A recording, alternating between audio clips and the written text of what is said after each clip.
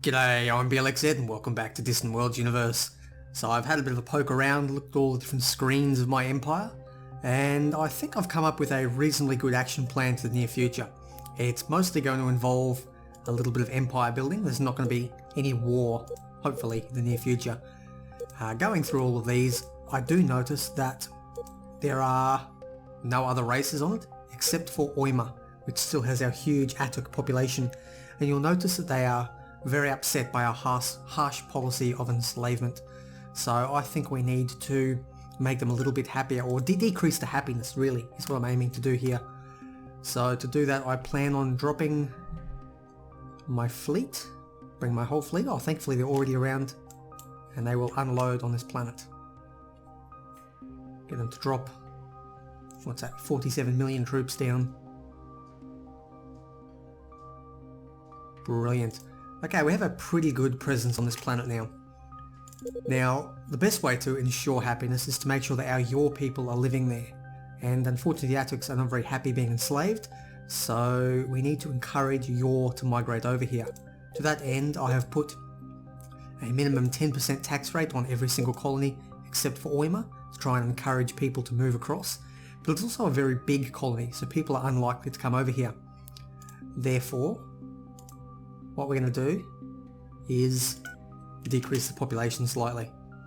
While I'm here, I might actually also transfer... he's already on Oima. I was going to put the defense guy on there, but I may as well leave the guy currently on Oima there. Now, yeah, they're not very happy about this. They are, yeah, very, very unhappy. But it will decrease their population. Now, our soldiers here should be able to keep, should be able to keep order and stop them from rebelling, because there's a lot of angry Atuks that could turn against us. But we've killed about 1 billion of them so far, which is, well, it's horrible, but it's it's the name of the game this time. I'm going to do a bit of a purity run. So we are going to be purging off all the races we encounter and importing our own people. Now, I don't want to kill them all off, because that will mean we'll need to come back and colonise the planet. And that's just going to be annoying, because there are 2 other people in this world, and so we'll be essentially giving up this system. This is a very nice system. It's got carbon fibre, which we desperately need. Bifurian Silk is a very useful luxury. If we can get 10 luxuries supplied to all of our planets, then they will grow very quickly.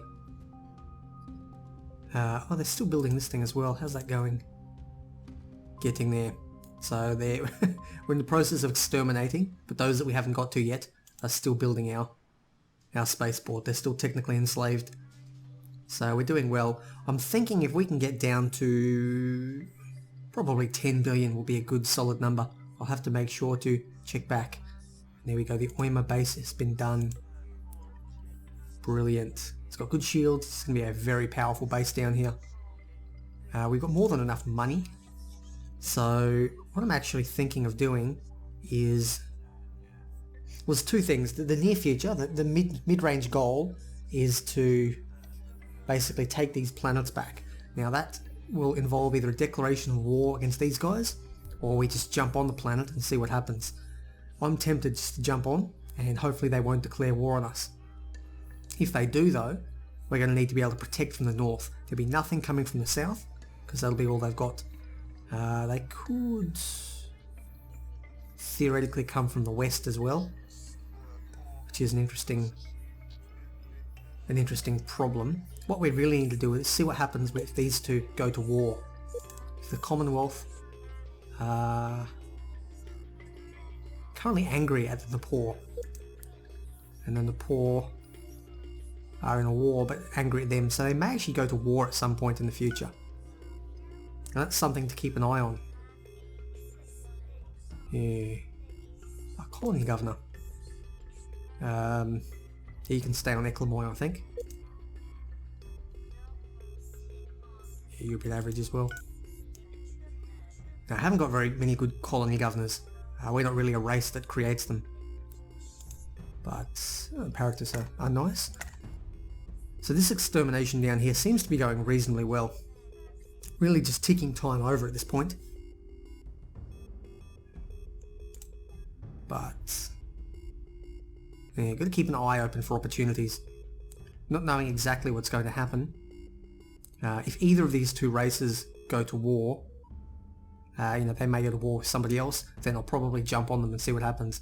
If the Nepal go to war, I may take these two worlds down here, and possibly this one here, and a quick rapid strike. So I do need to be mobile, although the problem is the Nepal really do totally surround us. They can come from over here, they could possibly come from the north, and the AI does tend to come in straight lines, although theoretically, as a player I could jump up here and then attack them from the west. All my supply ships would then travel through their territory and get ripped apart if we ever went to war. So in the efforts of keeping good borders, I think I'm going to continue and expand normally as the game was meant to be played. I like to play as close as possible to how the AI actually plays. I try not to game the system too much. Oh, that's good. Very good. We've actually got quite a bit of money. What I'm thinking of doing is spending some of this, speeding up. When ocean colonization finishes as well, we may be able to continue growing internally. Now, I know that's not very interesting to watch, but internal growth is quite an important part of this, especially because we're going to be... Ooh, it's not very useful. It's coming from these guys up here. They actually control the carbon spice. Now, if I can figure out where that is... Do we know where it is? No, hang on, down here. Where is known resources, carbon spice? Okay. There it is. Okay, it's a long way away from us. It's up here somewhere. There we go. Carbon spice is in the Zhu system. The planet of Des, or no, it's Zhu 3. It's a desert world. So this planet here, very, very low quality. Oh, look at that, 97%. That's incredible. Oh, I want that. And there's... What am I going to do here? Oh, that's so good. There's almost nothing on this planet. We don't know what troops they've got, but there's a very tiny population. It's unlikely they'd have much. And 97% carbon spice is incredible. That's the only source in the whole galaxy. So if we can take that, we would easily supply our entire thing. That gives us a 30% development bonus to every colony that gets it. It's worth the equivalent of 6 luxury resources. And on top of that, it doesn't take up one of those luxury slots. So every luxury resource gives us 5% development bonus up to a maximum of 50. So we can get 10 luxuries.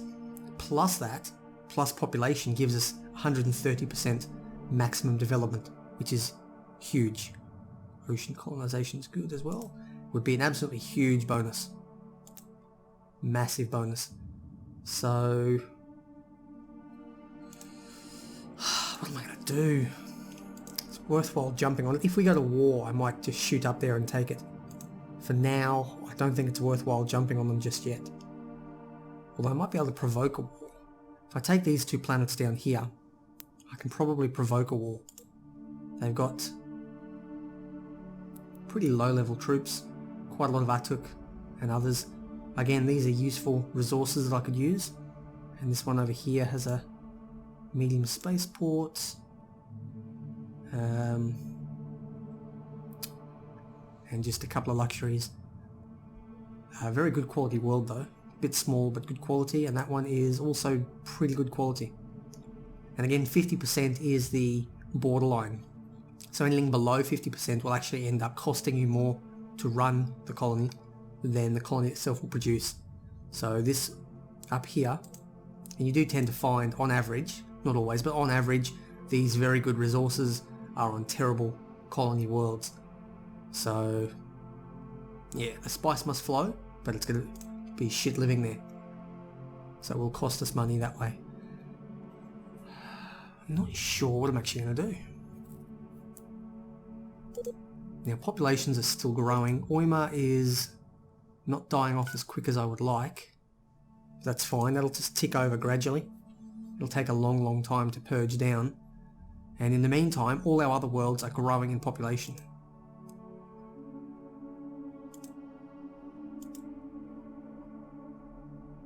Far as to, yeah, we've got a decent growth rate.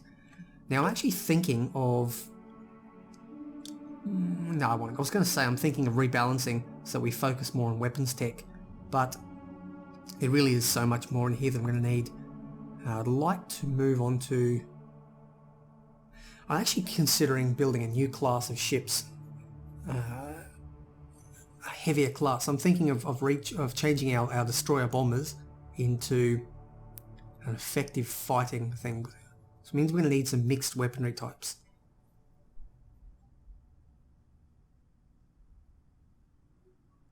So these ones have a very high maximum strength, but they charge more slowly. Whereas these ones have a lower maximum strength. They're all the same size, lower maximum strength, but they recharge. So in a number of battles, these things would be better overall in smaller, quick fights, or against maybe light attack ships. Whereas big, heavy blasting weapons, these ones would be better. I think I'm going to go the heavy shields. I'm going to want... We've got an interesting choice here with hyperdrives. We've got very fuel or energy efficient ones. So they're... Comparing to the step before them, you actually split off into those three, or you can upgrade one further, which is what we've currently got. But from here, these efficient ones have the same speed, but they use considerably less energy and a tiny bit faster jump initiation. These high speed ones have the same lengthy jump initiation. They're not particularly energy efficient, but they're much faster. Compared to the ones we've currently got, they're a hell of a lot more energy efficient though, for the speed they get out. And you can just get a hell of a lot faster there. And these ones here are very good at quick jumps. So their speed's not spectacular, their energy usage isn't that good, but they activate in 7 seconds, and you can actually get that down to 3 seconds. So I can jump all over a system very, very quickly. Make a whole lot of smaller jumps very easily. And then of course you can fuse all three down into a new type, which brings the best of each world together. But they're huge research projects. It's not something I'm likely to get for a long, long time. So I'm definitely thinking for the near future, I'll go probably the Equinox jump drive. High speed. We've got a fairly big distance to travel, and I'm not so worried about our energy usage. I'd really like to get our forces out there as quick as possible. And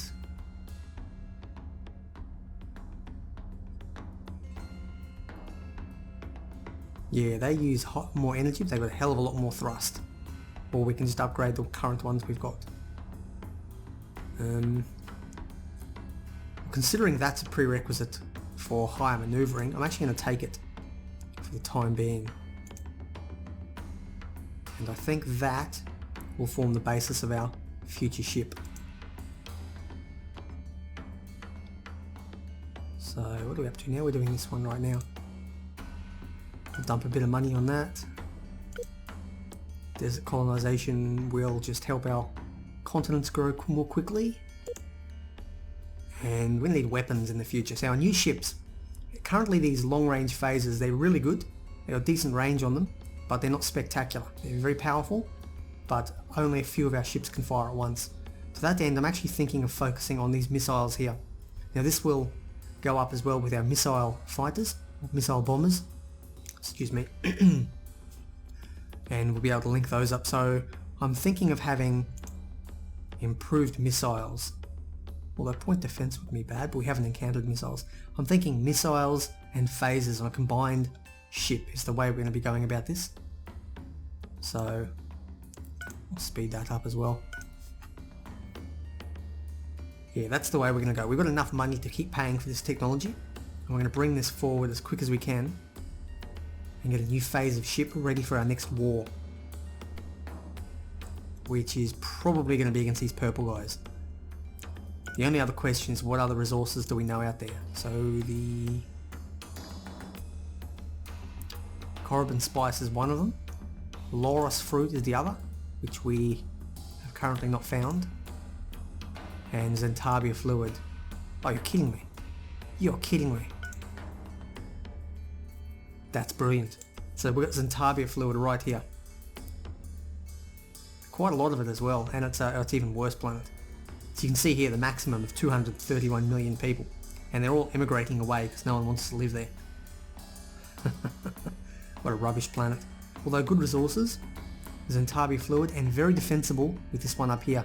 If we could take both of those and control this sector, we would be, well, we'd definitely be a major regional power. As it is now, we can defend ourselves against any one empire, but if they all ganged up on us, they'd rip through us very quickly. But with those there, they would give us the income and the colony strength, really, to take over. How am I going to go about this? Gotta make sure population keeps ticking over. No one's immigrated yet. So there hasn't been any rebellion either. Surprisingly happy. The happiness is increasing. Probably because I suppose they're dying off. Or maybe even because of the medical supplies of the large spaceport.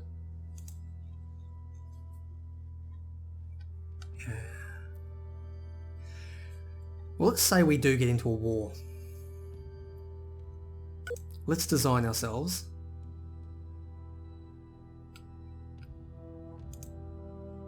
a state base. So we're going to need a new defensive base. Now these can be expensive. You can build them as big or as small as you want, but I do like to have considerable defensive abilities built into my 3 spaceport levels. But because we're putting the Tasmania class on every planet, we don't necessarily want a huge force of defense and cost being put onto every single planet. Otherwise we're not going to make any money. So these defensive bases are going to make up for our frontier bases that aren't particularly good, whereas our core ones should be able to defend themselves. So let's have a look at what we've got here. Maxos blasters are going to be useless. They are no use. Concussion missiles. Now they will be useful. Oops. Where are concussion missiles? Okay, I want 30 of them. We're going to want a hell of a lot of phasers, which are going to be there. 20 phasers for close-in fighting. And we're going to want...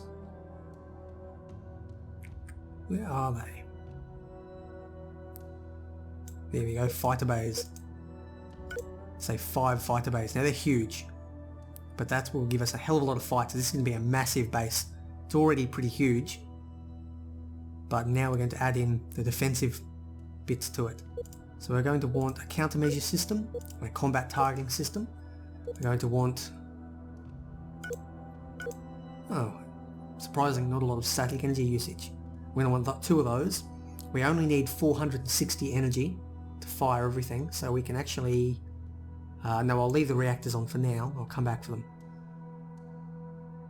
Fuel cells, we're not going to need that many of.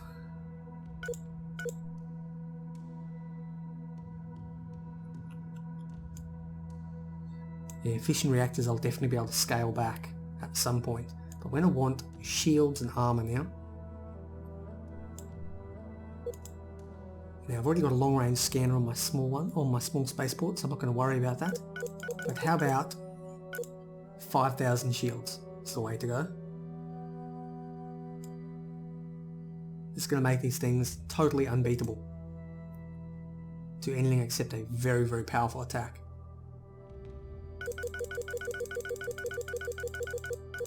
And 1,000 armor.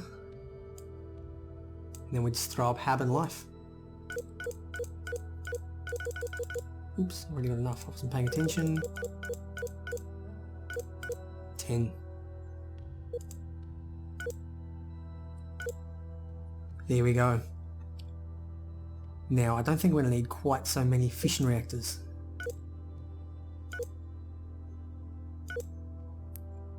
$500 is... okay, that allows us to fire every weapon exactly, but I am going to throw on 1 more. Just in case one of them does get damaged. So we've got a redundant reactor, a spare reactor. I think that'll be all we need. What am I going to call these? How about we call them the... I have no idea for a name. Wasn't prepared for this. How about we go the...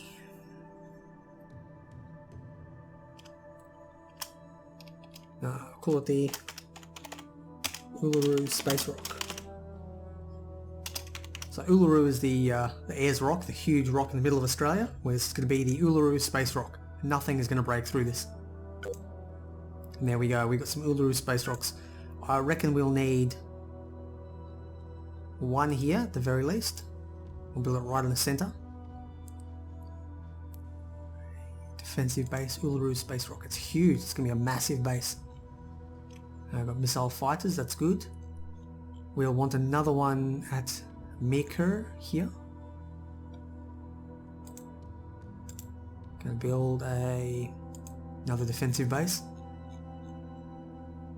And where are we going to need the third one? I'm thinking possibly Vedanth. Now Vedanth has a large spaceport. And I actually think what we can do is give our large spaceports. We're going to auto upgrade. Yep, something's upgraded. And we're going to build 4 of those. And I'll need another hab and another life. Now that adds a lot to the cost. And then the Australis is going to have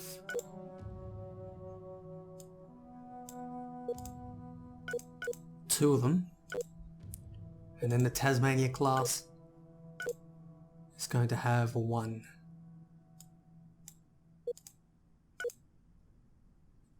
Energy collection, yep, we're all good. Okay, let's go through and refit all of these spaceports.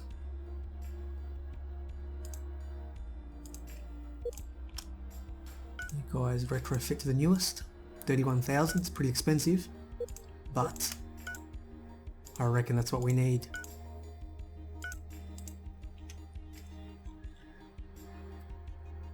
Okay. Well, I think this is where the episode is going to end. It's been an inward focused episode. We've been working on our current, getting everything sorted. We've been purging off the rather unfortunate attics down here, and we're preparing for what appears to be a future war with our northern neighbours, although we're still keeping an eye on our western neighbours over here as well, in case they get a little bit uppity. Anyway, I've been Blxz. This has been Distant World Universe. If you do indeed enjoy the content, you know what to do. And if not, click that thumbs down button and let me know exactly why. But anyway, I will see you next time. Take care.